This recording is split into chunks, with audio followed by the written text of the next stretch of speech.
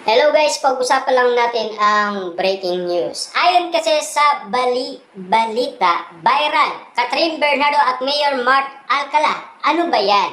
Hindi umamin, pero iwalay na. Yan kasi ang ibig sabihin ng karamihan.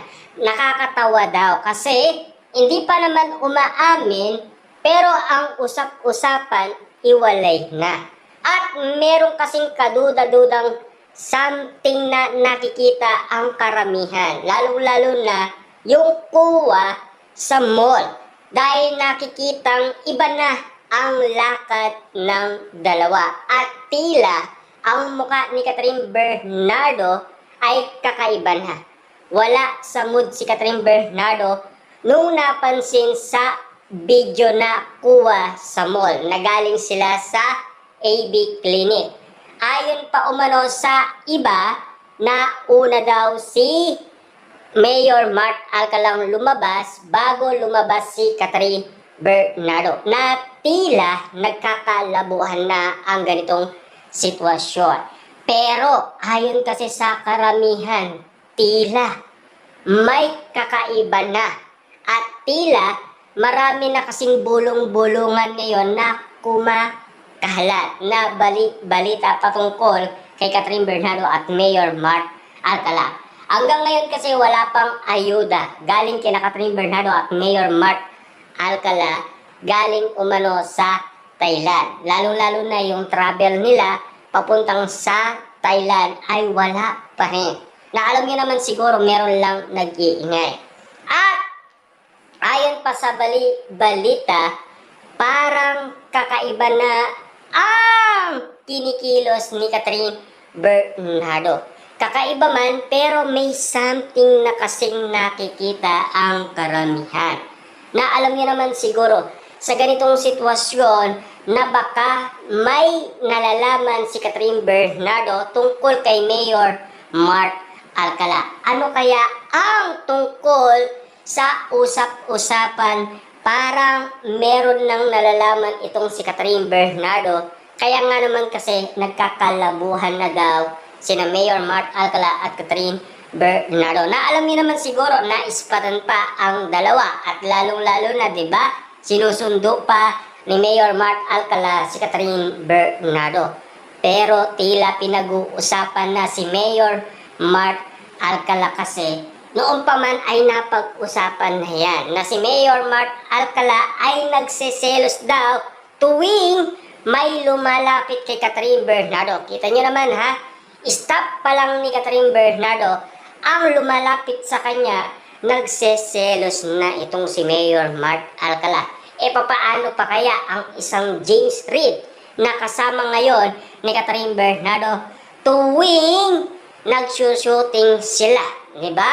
Kakaiba man, pero alam niyo naman siguro, sa ganitong sitwasyon na pinag-uusapan, tila ramdam na ng iba't ibang netizens na nagsiselos itong si Mayor Mark Alcala. Na alam niyo naman siguro, kasi sikat ang pinili umano ni Mayor Mark Alcala. Mas sikat sa kanya, di ba? Kasi si Catherine Bernardo, famous yan at hindi lang kilala dito sa Pilipinas, maging sa ibang bansa.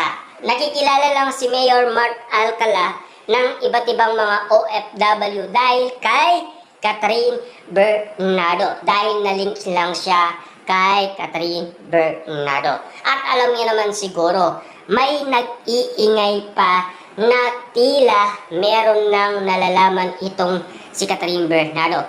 Tulad kaya ng usap-usapan noon na tila itong kaibigan ni Catherine Bernardo na matalik may binubulong dati kay Catherine Bernardo. Ito ba kaya ang nalalaman ni Catherine Bernardo patungkol kay Mayor Mark Alcala? Na alam niyo naman siguro, mas pinili ni Catherine Bernardo si Mayor Mark Alcala kesa doon sa best friend ni Catherine Bernardo. Kaya nga naman kasi ang usap-usapan, tila wala nang ugnayan si Catherine Bernardo doon sa matalik niyang kaibigan. Na alam niyo naman siguro na pag-usapan pa umano ang pagpunta ni Catherine Bernardo sa Australia, lalong-lalo na si Mayor Mark Alcala. Kahit sabihin man na magkaiba daw ng sinakyan na eroplano.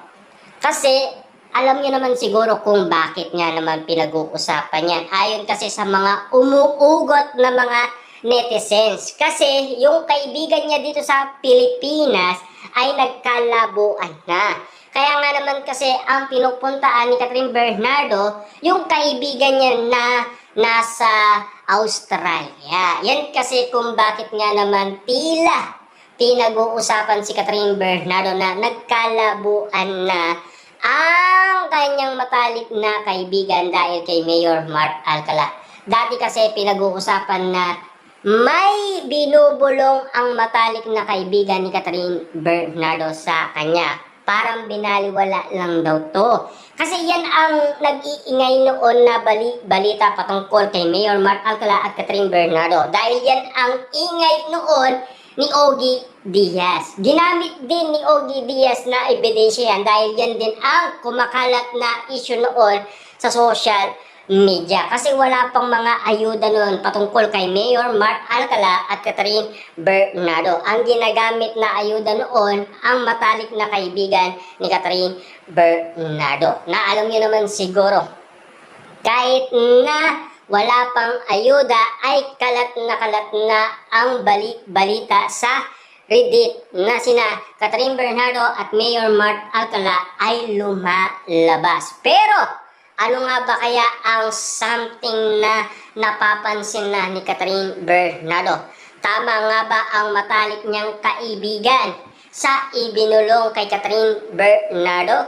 Kung bakit nga naman kasi mas pinili ni Catherine Bernardo paniwalaan si Mayor Mark Alcala kesa sa matalik niyang kaibigan?